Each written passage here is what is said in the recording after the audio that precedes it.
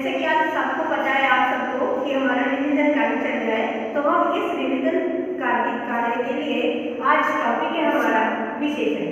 विशेषण means adjective, means मतलब कि इंग्लिश में विशेषण एडजेक्टिव है, हिंदी में विशेषण।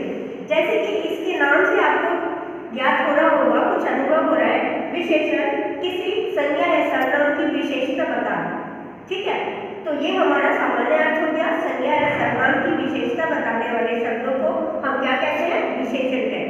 इसके बाद हमारी आती है डेफिनेशन यानी परिभाषा।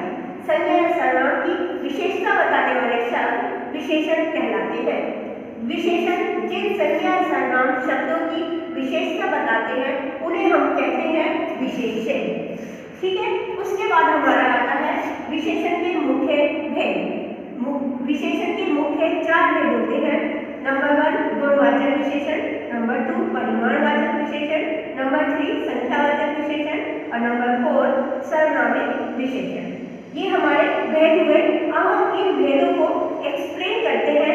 इन्हें हम एक्सप्लेन करेंगे तो आपको ध्यानपूर्वक सुनना है।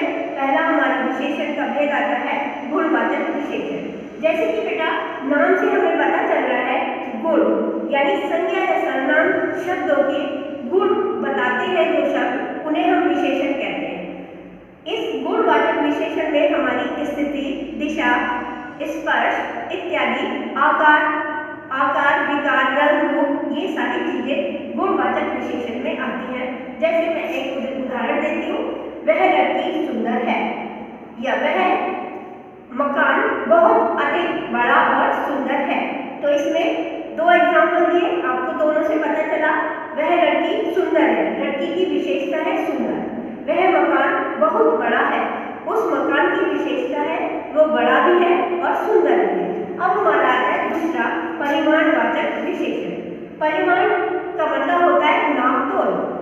ठीक है, नाप तोल को हम मतलब मेजर करना, तोलना, परिमाणवाचक विशेषण होता है। परिमाण में जो हमारी सॉलिड चीज होती है उसे हम किलो में तोलते हैं, जो हमारी लिक्विड होती है उसे हम लीटर में तोलते हैं।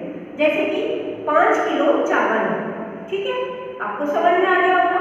या अब हमारे परिमाणवाचक विशेषण में 2 भेद होते हैं, निश्चित परिमाणवाचक विशेषण और अनिश्चित परिमाणवाचक विशेषण। तो निश्चित परिमाणवाचक विशेषण में मुझे 2 लीटर दूध चाहिए। ठीक है, दूसरा एग्जाम्पल है, मुझे थोड़ा गिलास में पानी चाहिए। तो सेकंड वाला